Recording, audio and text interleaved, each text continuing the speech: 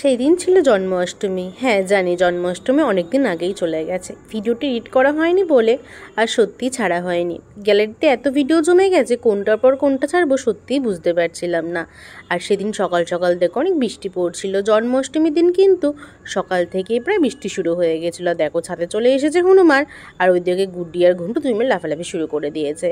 আমাদের বাড়িতে কিন্তু ছোটো ছোটো পুজোগুলো দিদিই করে প্রত্যেক দিনকার। আর তাই দেখো দিদি আজকে ঠাকুরকে খুব সুন্দর করে সাজাচ্ছিল।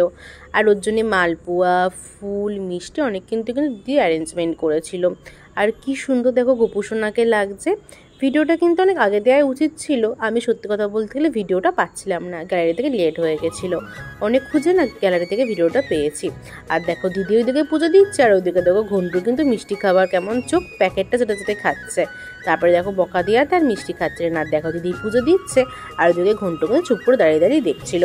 খুব সুন্দর করে দিদি কিন্তু সাজিয়েছিল। আর প্রসাদে ছিল মালপোয়া আর ছিল সন্দেশ।